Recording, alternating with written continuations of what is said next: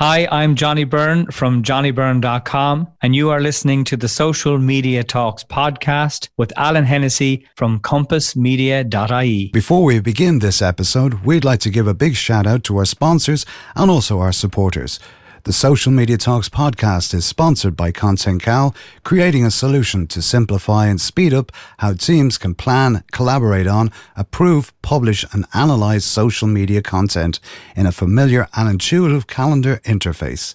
In just 3 years, they have been trusted by over 10,000 businesses and agencies in 110 countries to deliver social media content at scale, and have recently won an award for the Content Management Tool of the Year. For more information on ContentCal, visit their website at contentcal.io. We would also like to remind you the Social Media Talks podcast is proudly supported by charityradio.ie, one of Ireland's leading online radio stations supporting charities across Ireland for free. And now, this week's episode.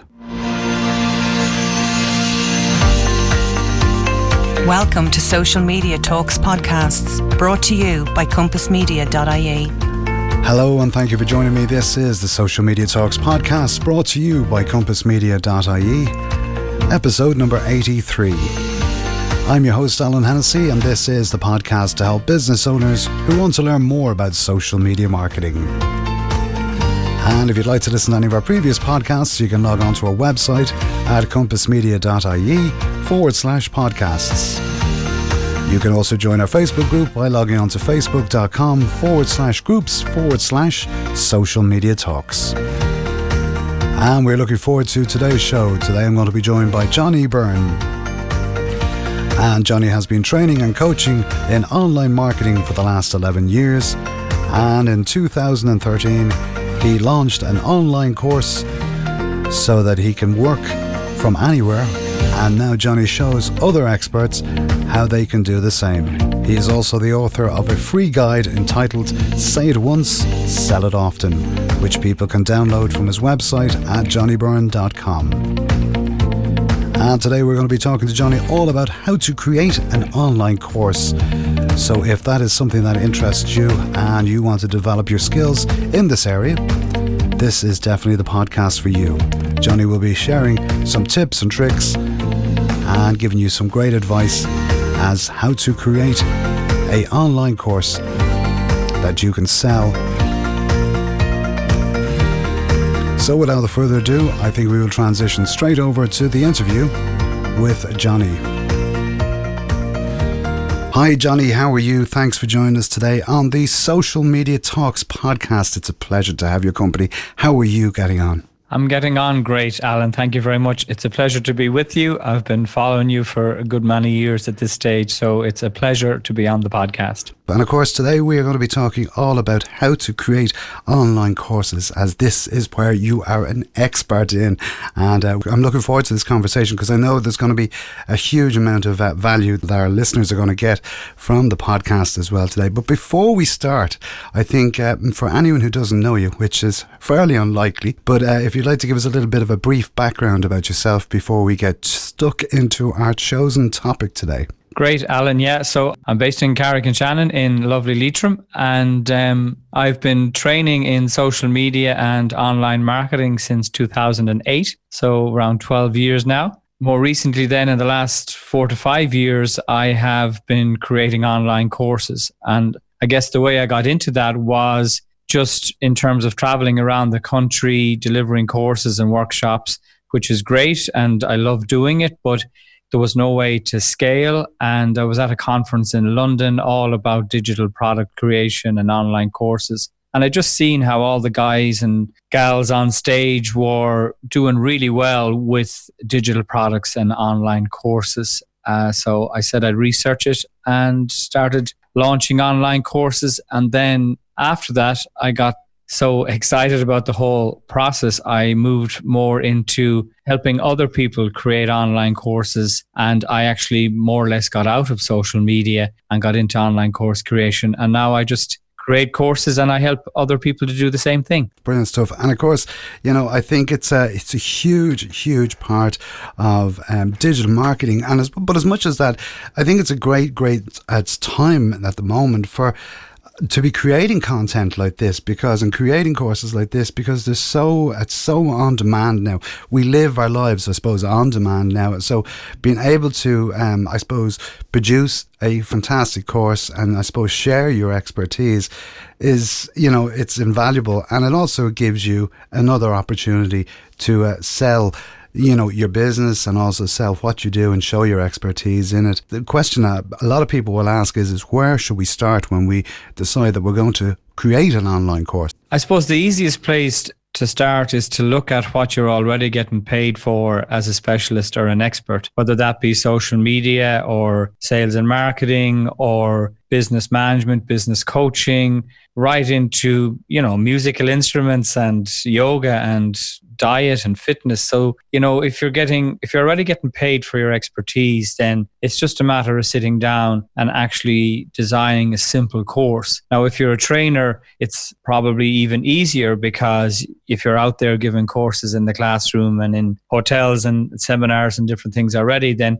it's just a matter of sitting down and actually mapping out what I would be suggesting, a 90-minute course, and just to cover, what you're already sharing in the classroom or sharing your expertise. And then just to map it out, I suggest that maybe a 90-minute course would be 33-minute videos. So 3-minute videos on average, and 30 of those will give you a good 90-minute course. And you can simply create a suite of slides and talk over them with a good microphone, or you can get a cheap and cheerful webcam for maybe 50 or 60 euro and actually combine some what we call talking head video with your slides. And really you're just delivering it, into the computer. Really, you're recording it as if you were delivering it to the classroom, and then you make it available online through what we call a learning management system, or LMS for short. And there's over 500 of those on the market, but there's a few main ones like Teachable, Thinkific, Kajabi. There's a bunch of them that you can start with for free. You simply upload your content, the same as you'd put a video up on Facebook. You put a price on it,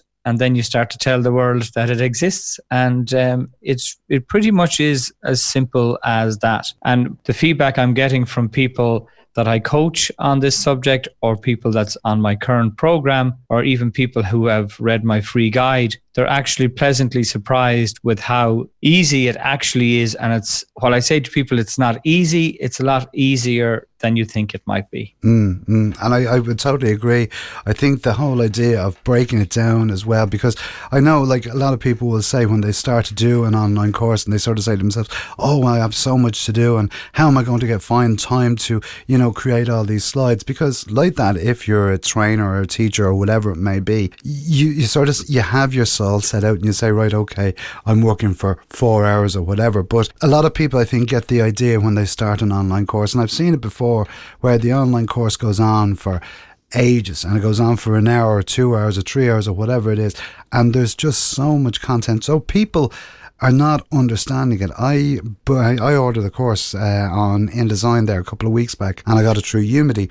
And basically, as you said, like your man broke it down into 3-minute slots and stuff like that. And it was such an easy way for me to learn it, and just say, okay, that's the section that I need to learn. That I knew some of it, but I didn't know it all. So it's a great way of actually, I suppose, breaking down that content, and that, and in turn, I suppose, as the person who's delivering the course is able to take time and say, right, okay, well, look, this is the amount of sections that I need to do, and then start to build out on that from there. So yeah, I would totally agree. Yeah, one model would be what I call the 5-5-5 model, where you have 5 sections in your course. Each section has 5 lessons. Each lesson has 5 slides, and the 5th slide is a real life example. And really what you're looking to do is what we call initially, particularly for your first course, is create the minimal viable course, which comes from software development, where you have a minimal viable product. And what a minimal viable course is very simply trying to put in just enough content to start with that gets the desired result. And then you can get feedback from your students, and you can add additional content. So one of the things that I suggest is you do a pilot launch of your course. So you have this minimal viable content, and you tell your students that you recruit that it's a soft launch. It's a pilot version of the course. So it will have the content, but you encourage feedback to help improve that content.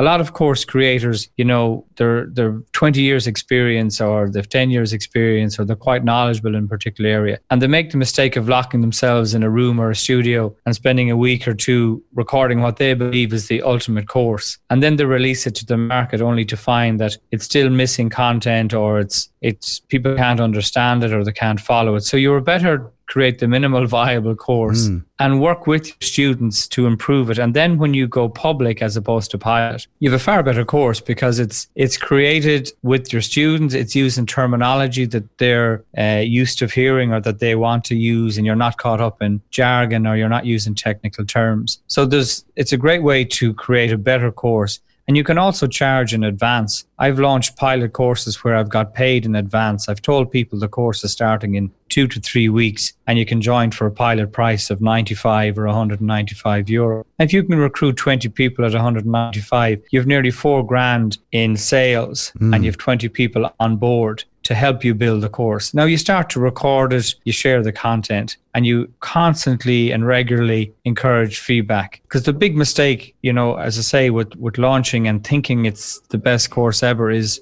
you're going to fall into the trap of what we call the curse for knowledge. So if you've got all this experience, you've probably forgotten what it's like not to know certain things. And the example I use, if I was giving you directions to my office and you were coming down from Dublin, and I forgot one turn that I think everybody knows to go straight on at that particular crossroads, except Alan, who's never been on that crossroads before. He comes to the crossroads. Johnny didn't tell him go left or right or straight on, and you make a guess or whatever, and you get lost. So that's what we call the curse of knowledge, where you presume everybody knows certain things, you leave it out of your course, and people get lost. So that's why the pilot launch is a great strategy. I think it's fantastic advice, because like that, I've seen it before where people have said, oh, I'm doing the pilot course, or I'm doing this course, and if you want to get in early, you can be one of the I suppose the critics of it, I suppose, in the sense that the founding members, and they go, oh yeah, great, and they sell the course off, and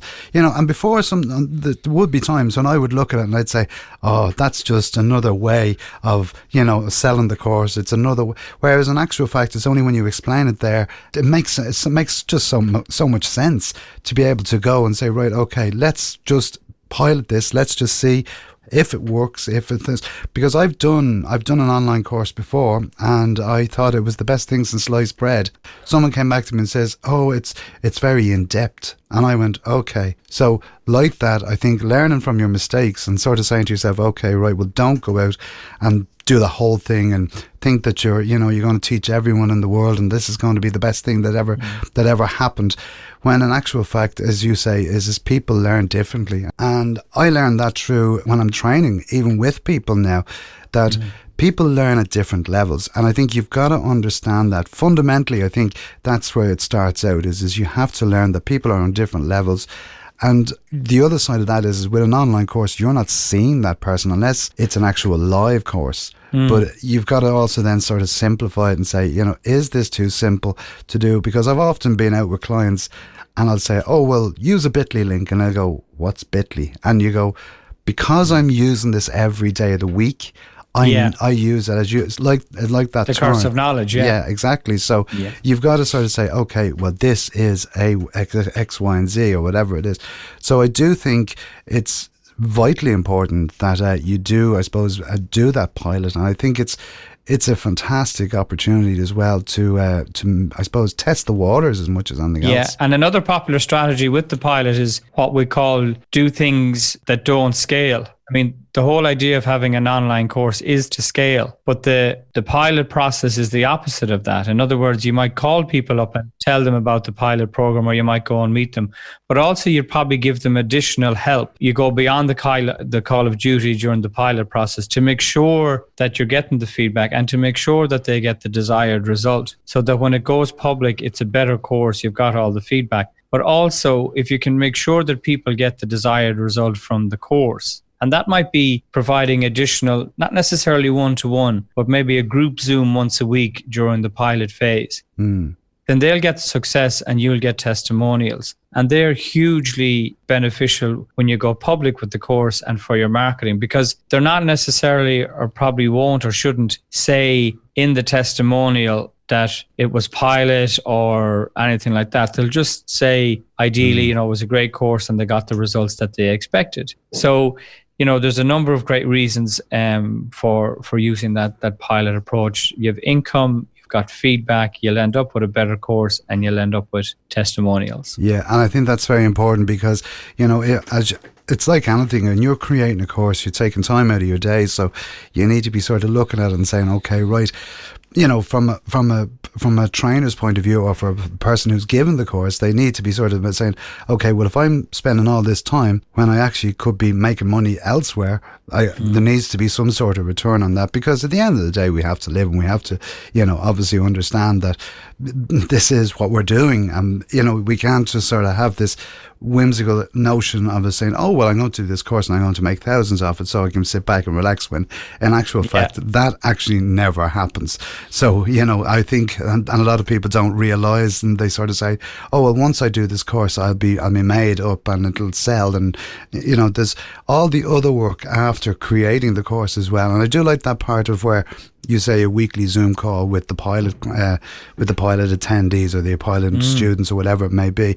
I've also seen where a lot of courses will have, they'll go when they do the pilot and that's all good and they find out the right structure of what they need to do, is when it does go public that they do the course, but after about 3 months' time, they do an update on a particular part of it, if there is a need for it, or they have worksheets and stuff like that associated with it. So I think that can be vitally important as well. Yeah, I mean, you can build on it once you've started. The big challenge for online course creators or people that aspire to do it is that they try to create it in their head and they wait until it's perfect. Even if they document the entire syllabus, they're constantly adding to it, and yet they've recorded none of it. So as I say, it's back to the minimal viable course. If I'm creating a course on how to run a Facebook ad campaign, then what's the bare minimum that people need to know in order to create at least one ad? And it might be just a conversion ad, or it might be a website traffic ad, and that's your course. And you make sure that people know that it's an introductory level,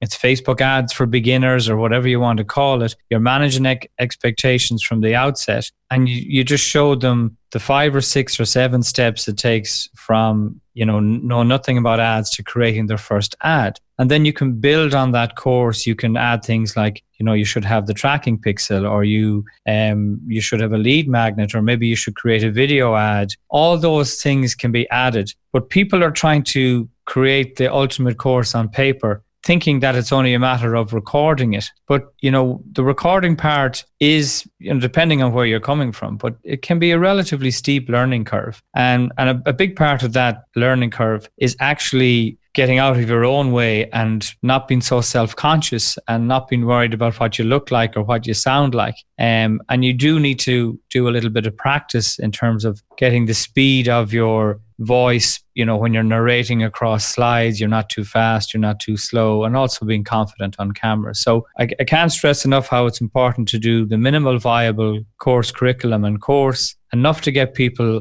as fast and as safely, as we say, to the desired destination. And then with their feedback and your own kind of expertise, you'll go, oh, now it's time to add this, and now it's time to add that. And eventually you'll flesh it out to being an even better course. And because people got a discount, and because it's a soft launch or pilot or beta, whatever you want to call it, you just let them know that you'll be grateful for their patience, and that while and there will be more content added, and that's what they got on board for, when they got in at the, as I say, on the ground floor on the pilot program, Yeah, and I think that's very true, and I think people, once they understand that you are doing a pilot program, that there may be sort of parts of it that are not 100%, that they will take it. It's like, I've often taught when I be teaching people or whatever, and they'll be talking about about live video. And I would always say, make sure that your audio is good, because people will put up with, you know, a bad graphic type of thing once they can hear your voice and they understand. And I think that's key important as well. And a lot of people that I would speak to would say, oh, I can't go in front of camera, I'm terrified of it, and I couldn't go live in case I make a mistake. And I always say to them, well, do it in private first, you know, change your settings to private so it's only you that sees it. And once you start getting comfortable with it then, and start getting your flow and start understanding what it is that you're about to do, then you can switch it over and go live. So I suppose in a similar situation with an online course is maybe do a few trial runs of what you want, and then look at it and say, okay, right, well, that was a bit too fast. People won't pick up on that or whatever. And I've done it before. I've seen courses where I've gone, oh my God, this guy is going at 100 miles an hour and I can't take it in. And I have to keep going back. And eventually I'll just go, you know what, I'll go and find someone else that is doing this at a slower pace, that's at my pace. And that's what happens. So, you know, I think it's very, very important. I suppose then the next stage then is, so you've done your pilot and you've got your comments back and you've refined your content and you've refined the syllabus on the different aspects of the online course. Where should we go then? I suppose, hold on, before we go there, I think maybe we talk about, say, maybe the equipment that you may need. Sure, yeah. I think that might be a key point. Well, the pilot is part 4 of a 9-part process. So number 1 is preparation, where you prepare yourself that you're going to do this. And I go through a couple of exercises with people. One would be, you know, what's your current income, what's your desired income, and then how are you going to bridge that gap? Are you going to charge more? Are you going to work longer hours? And none of those might be an option. That's where an online course comes in. So the second phase then, or the second P in the system, is plan, where you plan a time in the week. I mean, if you can put 3 hours a week into it consistently, you'll form the habit, and the habit will do everything else. And when 10 weeks, you'll have your 90-minute course. Part 3 then is pick, where you pick a course. And what I suggest to people is you pick a topic that you know the best, that you're best known for, that there's enough of people with a pain point that are willing to pay for that expertise. The pilot, which is part 4, which we just mentioned. 5 is pricing. And I just say to people, look, start at €195 and justify why it's worth that cost. So many people get caught up in, should I charge 50, 500? I'll charge cheap and I'll get more people, and all this kind of stuff. And too cheap is, you're going to get the wrong people. If they don't invest enough money, they're not going to invest the time. And then we're into, after pricing, we're into what you're talking about is equipment, which is P number 6, which is produce. And I just suggest to people, you can get OBS, which is free. You can capture your screen, which is your PowerPoint slides with OBS, and get a good external microphone. I would suggest the ATR 2100, which is €99. And a lot of podcasters and course creators use it. And it's, you know, it's got a USB and XLR output. You can even plug your headphones into it. It's available on Amazon. Really, really powerful microphone for the money. You probably never need to change with that microphone. And get a webcam then if you're going to be on screen. I know lots of people create courses with their phone, but I just find it cumbersome getting the videos off the phone and various other things. But it's possible for sure. But I use the Logitech C920, which is about €60. I also have the C930E, which is about €70. Full HD, put them on a tripod, and between that and your microphone and OBS, which is free, you can really, you know, fly through recording your content. In terms of editing, with a bit of practice, the editing should be minimal. It's typically the beginning and the end where there's the freeze frame, or the you're hitting record, or you hit record and then you're fixing your hair or something, and whatever it might be. So the industry standard would be Camtasia, but there's cheaper ones than that. But if you're going to be serious about course creation, and I think you should be, I would suggest that you don't skimp on a couple of things. And I really believe if you can get Camtasia 200 plus VAT and get familiar with it, it's great for screen capture type tutorials. But for editing and all the things that come with it, it really is to course creation what I believe Photoshop is to graphic design. Definitely. I totally agree. Now there's cheap and cheerful things like Canva instead of Photoshop and stuff like that. So you can look at Movavi for editing, and Filmora and a few others. And they're totally fine, absolutely. But down the road, it's worth considering Camtasia. But any piece of video editing software, I know the Mac comes with iMovie. Once you can top and tail it.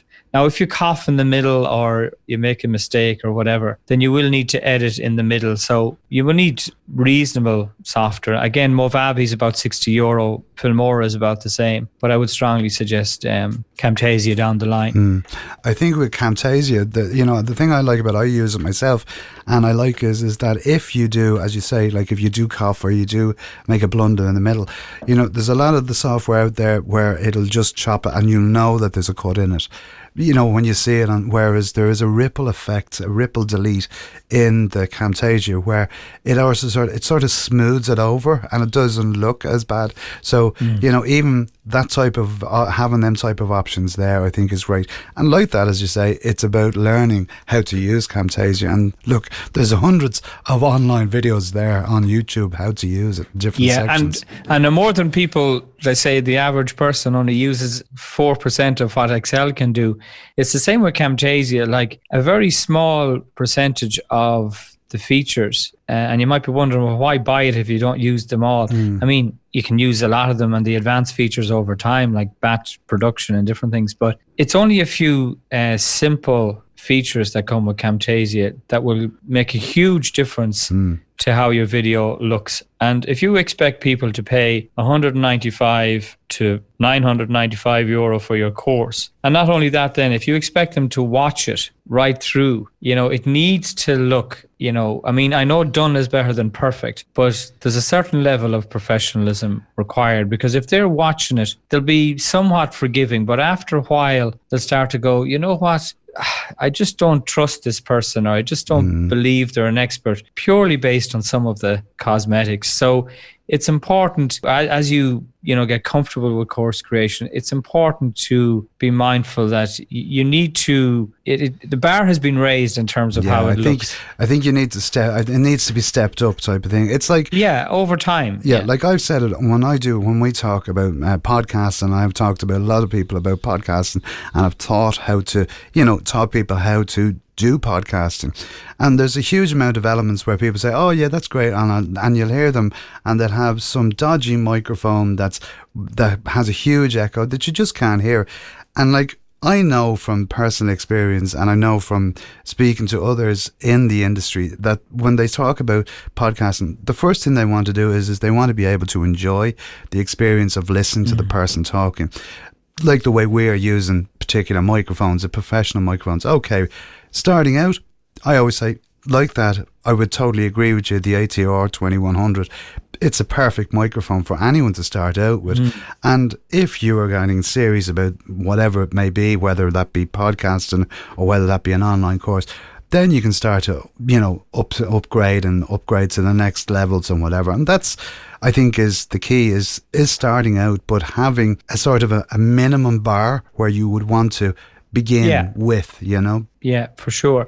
And the other key piece, if you're going to be on camera, which it's expected now, I think it's fair to say that people will expect to see you on camera. And the more they see you, the more familiar they'll become with you, the more that they feel that they know you. Now, just because they know you doesn't mean they'll trust you, but it's definitely more likely to happen, particularly as they're going through the course. And you do want to, within reason, replicate the classroom. And by that, I mean that they see you as much as possible. Now, it's totally fine to maybe introduce the course on camera, or introduce a section on camera and then go to slides, or even introduce a lesson on camera and then go to slides. But in time, ideally, you would want to consider being on camera together with the slides, perhaps. But a key part of that is lighting. And you can get a ring light. They're very, very popular. You see a lot of people use them now. I use one here. It comes with built-on mount for your web camera or your phone holder. They're about €80.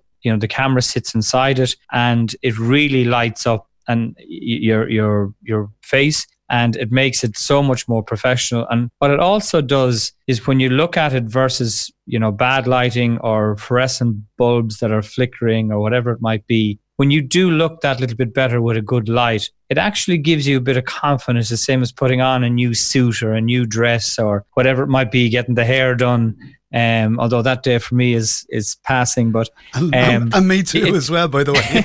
And it gives you that little bit of confidence, and that confidence then will in turn make your videos better, which will in turn make you more confident, which in turn will improve your videos. Yeah. So I strongly suggest the ring light. It comes with a tripod, it's LED, and about €80 on Amazon. And then if you're going to use one of those, I would suggest when you're starting off as well, just to put another light behind you to blow off the shadow, because it just looks so much better than, one with a lot of shadow, etc. Yeah. So, and you can pick one of those up again I have ones here for LEDs for €20 and €6 for a tripod. And those two lights against a neutral colored wall, be it gray or white, or in time you might look at green screen, which I've started to use. It'll just transform your videos for around €100 in terms of lights, and it just ticks so many boxes. You look better, you'll feel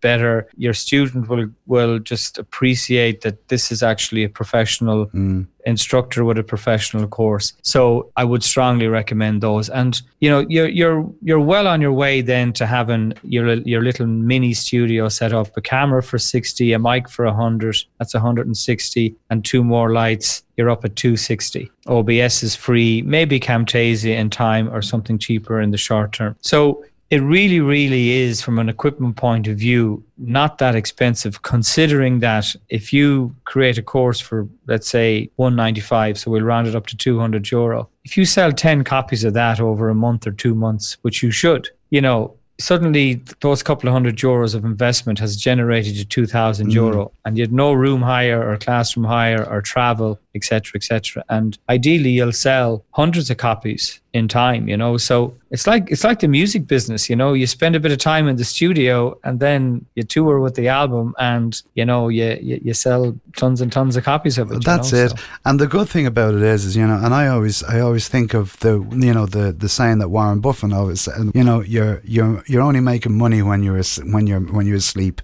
And this gives you that opportunity, in a sense, to be able to do that, because at the end of the day, if you put out a good online course, and as you say, if it looks professional and it looks fairly decent, the other side of that, and just the point of what you were talking about there earlier on, is that the lighting. There's often where you would be sitting there and you'd see a light flickering, and your eyes are drawn to that. So if you're watching the course and your eyes are drawn to that, you're not listening to the content. So it's a distraction as much as anything else. So as you say, if you have a good set of lights, it makes such a difference, a huge difference than whatever. And it shows, I think, that professionalism that you have then, that you've actually said, right, I'm going out, and this, if I buy the course and say, well, look, this guy knows his stuff, but he's also invested in it, because you will see it. Because I think people are now in that frame of mind where that's what they expect, and that's what they want delivered to them if they go and they buy a course. And I think that's very, very important, because as much as your content might be super, and it might be the best content or the most experience that you've had that you can share with people, there's also all these other pieces. Like I see it even here with the podcast. Like if we go back and if you listen to the very first podcast I done, it's sort of like, oh God, it's not great. But in time it's gotten better. And people have often said to me, oh, well, why don't you just take it down? And I say, no, because I need people to see that progression of where it's come from and where it's gone and where it's gone to. So I think that's very important as well. But starting out, I think it's getting it right first time and getting it on and giving yourself the opportunities. And it is a learning curve. You are going to learn from it. I think that's where the pilot comes in. And I think then, as you say, it's the equipment is there, and then you market it out. And, there's so many different opportunities for you to market your course, whether that be online or, whether that be on social media through your website, landing pages and stuff like that. Would you have any suggestions for that? Yeah, so the next P then would be publishing, which is exactly that. So there's a number of learning management systems out there. A lot of people are drawn to some WordPress plugins, and with respect to them all, I would suggest that you don't do that. But again, that's just my opinion. So I use Teachable.com. You can start for free and enroll 10 students, and then the paid plan is $39 per month. You have Kajabi, which is quite popular as well, but it's $99 a month. So again, when you're starting out, you don't want to skimp, but you just want to use what's affordable and still usable that works. So I like Teachable. Thinkific is around the same price. You have Zenler as well, which is quite popular. But Teachable and Thinkific and Kajabi seem to be the main ones. Kajabi is just that little bit more expensive. And then you upload your videos and you might have some additional PDF resources. But the likes of, let's say, Teachable, for example, they will handle the payments, the landing pages. You can see what students are doing the course. Obviously, you can see what percentage of the course they've done. They can ask questions in the comment section under each video. You can email them directly based on where they're at in the course within the learning management system of Teachable. You can provide a one-time payment for your students. You can provide a payment plan. So if you've got a €1,000 course, you can offer them a once-off price plan, or you can say you can pay it over 3 payments. It also handles membership and subscription. So you can run a whole membership program through the likes of Teachable and these other ones as well. So some people have a 12-month membership program, let's say the Ultimate Podcaster's course that you might run, Alan, and it's €50 a month for 12 months, or you get a discount if you pay for the year in advance. So it handles all of that. And that's the publishing part that makes it available for the world to buy. Of course, then you have to tell the world that it exists. And that's where you get into the 8th P of my 9P system, which is promotion. Brilliant stuff. And like that, just listening to you there talking about Teachable, I think it's a huge opportunity for people. It does everything for you basically. And instead of you having that's often what's put me off a lot of doing online courses is I have to create a landing page, I have to put it onto the website, whereas if you say, there you go to Teachable, or go to, Punjabi or Thinkific or whatever it may be, that it does that before you. And I know on the course that I ran a couple of months back, I put it up on Thinkific and I found it, very good.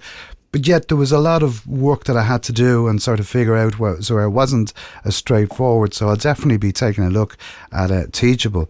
And I think that's it's an ideal opportunity that you have it somewhere that everything sits there, and you can, I suppose at the end of the day, if you're putting something on your website, you can put a landing page on your website and then send them to that the course on Teachable. Yeah, and you can make your Teachable school, your Teachable Academy, whatever you want to call it, you can brand it and make it look very much like your website. So people are just clicking from the website to Teachable. But again, with the paid version, you might have learn.compass media or learn.alanhennessy.com or academy.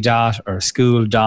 So the URL with the paid version, you can have a subdomain, and people don't really mind that they're gone from your website anyway, because they've now bought the course. So, that's a key part of it all. And then, what you need to start to do then as part of the promotion then is to use the content from the course and put that out on social media. Not so much that they don't need to do the course, but enough that they believe that the course is worth doing. So you could share in the region of 30 to 40% of your course, drip feed it out in various places for free. You could just upload the video to Facebook. Now, you might want to top and tail it and say, this is a video from our upcoming program or from our current program, which walks you through how to add the tracking pixel to your website, or how to set up a 3-point lighting system for making a course videos.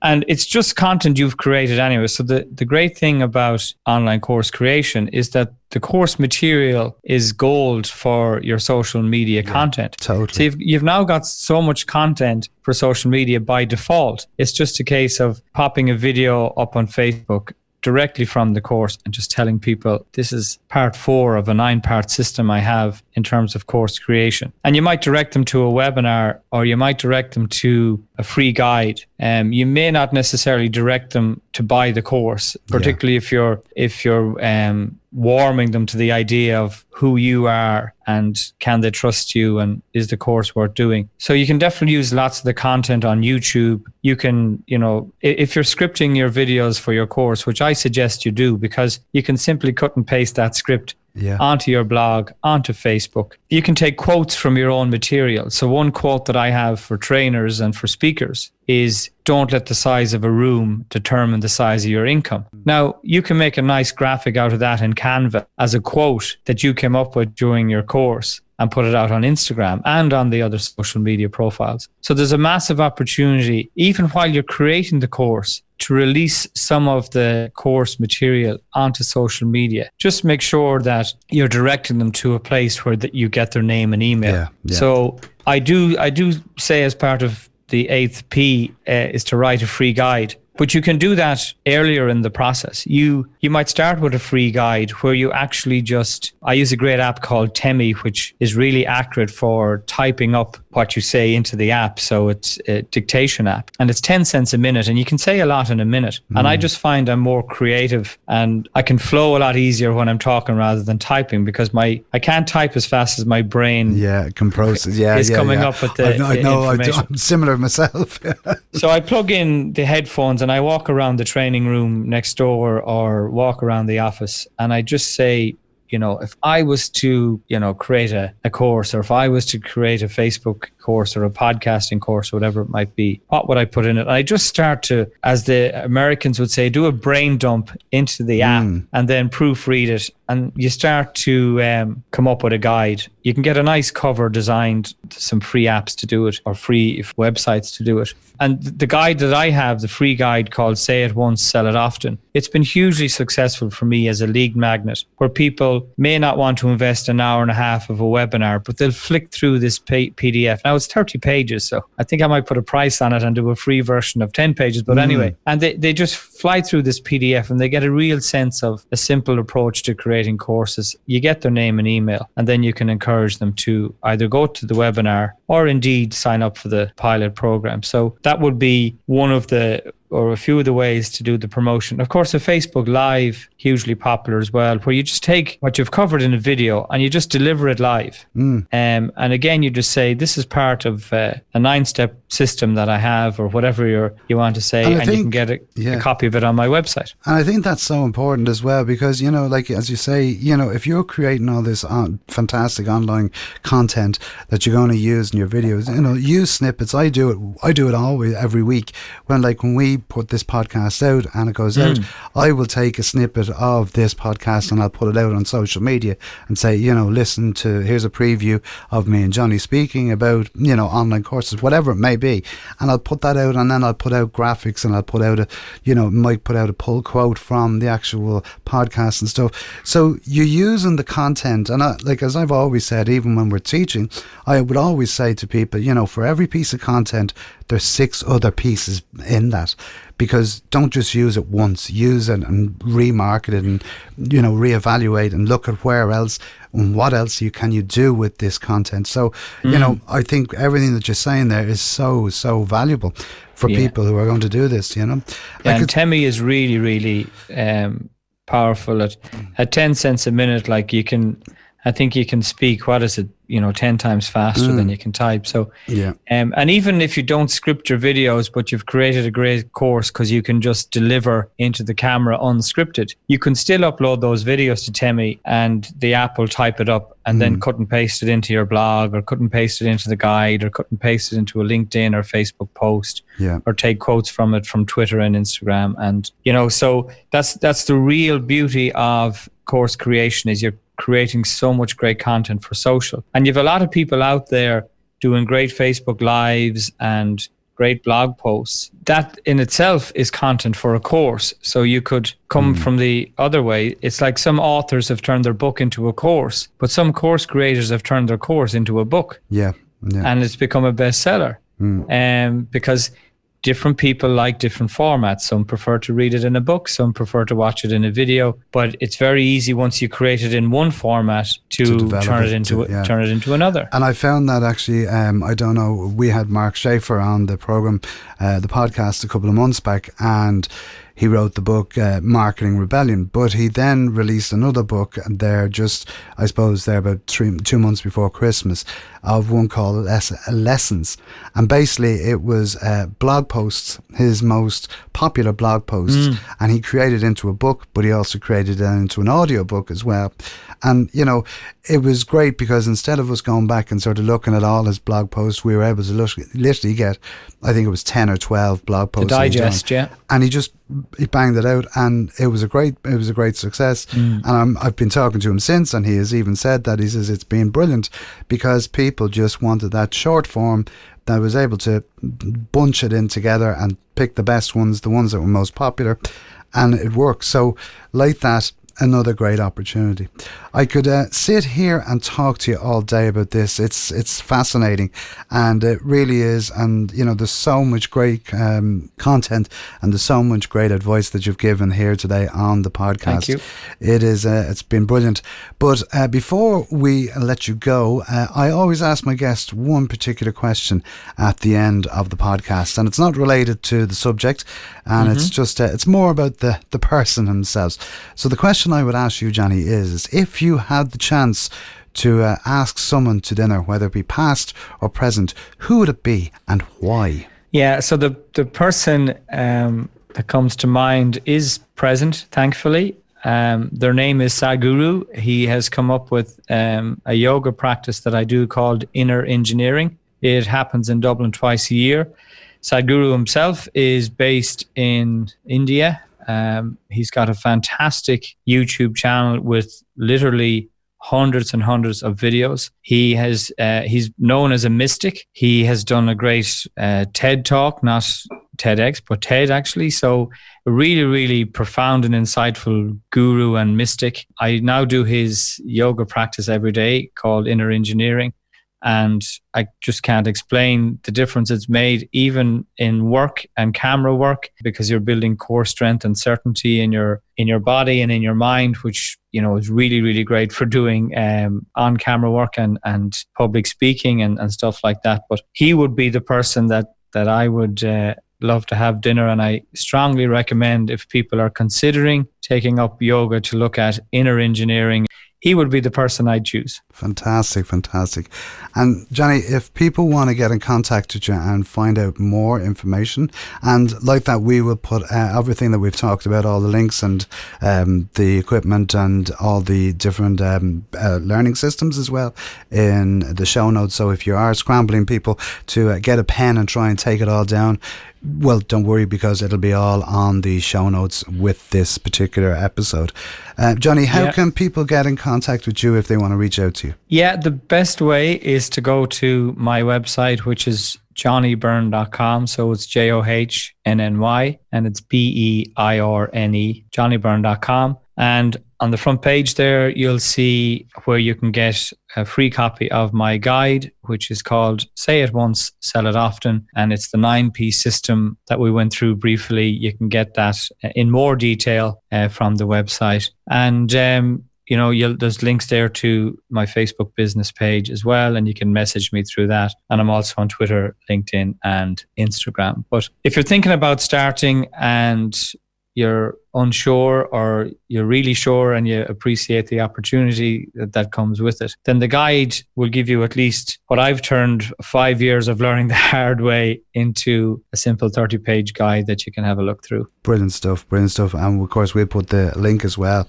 to your website and to the guide as well in the show notes as well. Johnny, it's been an absolute pleasure as always chatting with you, and we wish you continued success in the future. Thanks so much for taking the time out to come and talk to us today here on the podcast.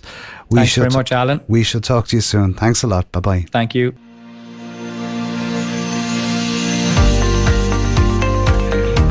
Hey, thanks for joining us today on the Social Media Talks podcast, and hopefully you learned some great information and also insights from our guests today.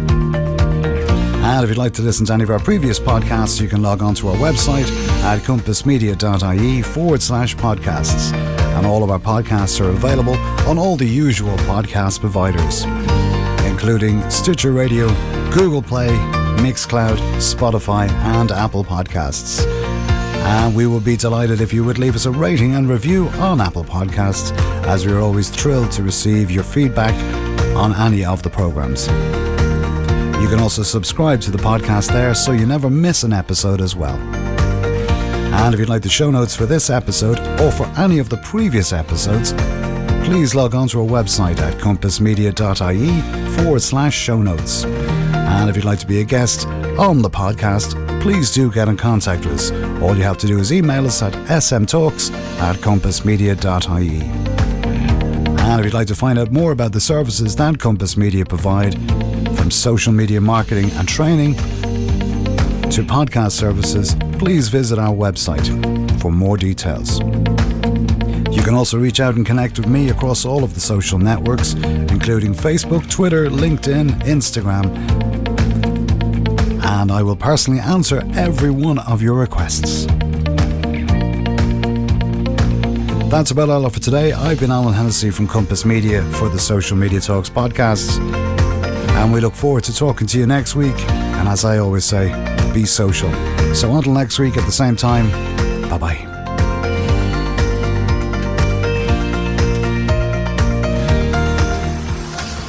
Social Media Talks podcast is a production from compassmedia.ie.